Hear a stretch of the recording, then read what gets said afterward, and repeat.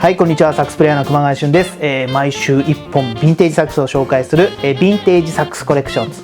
ということで、今週もですね、また珍しいヴィンテージサックス紹介していきたいと思います。では、行ってみましょう。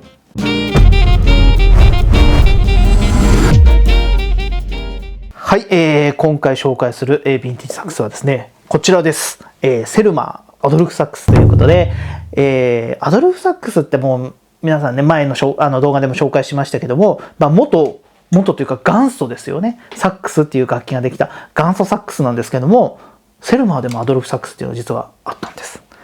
今回ですね、また3つのトピックに分けてその真相を探っていきたいなと思います。では行ってみましょう。はい、では最初のトピック、セルマーのアドルフサックスということで、ちょっと音色から聞いてみましょう。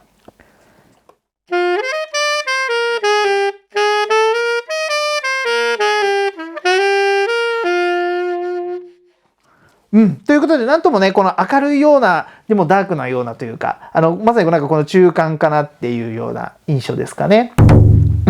で、ア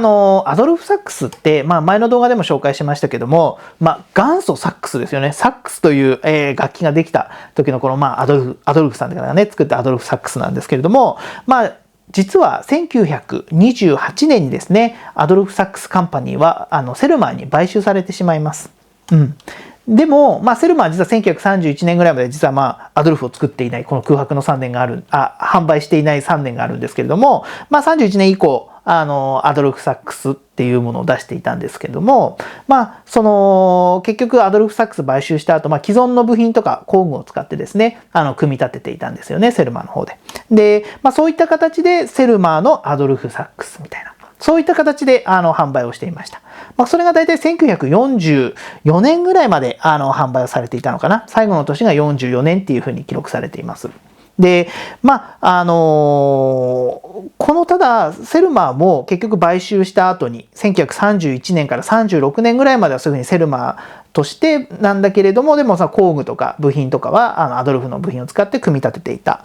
ものなんですけども、1350番以降のシリアルナンバーになってくると、ちょっとセルマーの工具とか、またちょっと部品も取り混ぜながらアドルフサックスなんていう作られていたと言われていますね。なので、最初の初期モデルとかは、組み立てのその工程とかもしかしてちょっと違うのか、組み立て方とかそこまでちょっと僕もまだ分かってないんですけれども、そういったところで、セルマーの冠がついているアドルフっていうものが生まれて、で、そういった変遷していく中で、このアドルフサックスの形もちょっとずつ変わっていったと。そういった歴史があるサックスです。次のトピック、元祖アドルフサックスと比較してみようということで、こっちがセルマーのアドルフサックスですね。で、元の元祖はこちら。こちらがまさにアドルフ。元祖アドルフですね。サックスになりますね。もちろんこのラッカーがあれですよね。やっぱね、少しこのゴールドラッカーというか、それがついている、モデルになってますね。で、構造的に見ていくと、このね、フロントキー。これがね、実はアドルフの、元祖の場合だとないんですよね。ここがね。これがね、新たにセルマーになってから、これが搭載された部分かなと、思います。でね、キーガードなんかはね、ちょっとね、簡素になったなっていう感じです。これちょっと後で写真で見てもらえればと思いますけども、少し簡素になったかなと。で、このテーブルキーなんかがね、ここはね、実は少し長くなったんですよ。こういったところがあったりとか、あとね、ちょっとね、高さを比較してみると、セルマーアドルフサックスの方が、ベルのこの長さがちょっと短くなりましたね。なんで、そういったちょっとしたやっぱり、部品とかはもちろん使ってたにしても、やっぱそういった変化は見られるサックスになってます。はい、では最後のトピック、現行との違いということで、やっぱ現行との違い、やっぱすごいフィットするっていうよりは自分から合わせていくような、サックスですね。でもそんなに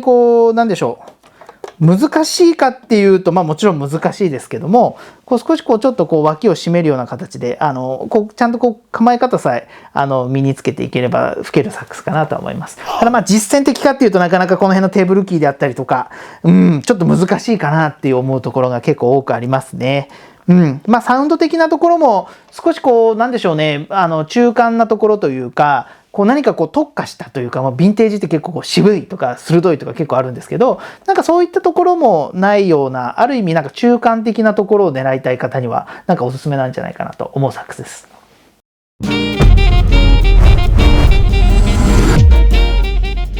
最後に、こちらの動画良ければグッドボタン、そしてチャンネル登録よろしくお願いします。またご質問などありましたらですね、ぜひコメント欄の方に、入れていただ寄せていただければと思います。またこちらもね、レンタルなんかもやっております。ヴィンテージサックスコレクションズの、ホームページには写真なども載っておりますんで、ぜひそちらも見ていただけたらと思います。ということで最後まで、ご視聴いただきましてありがとうございました。サックスプレイヤーの熊谷俊でした。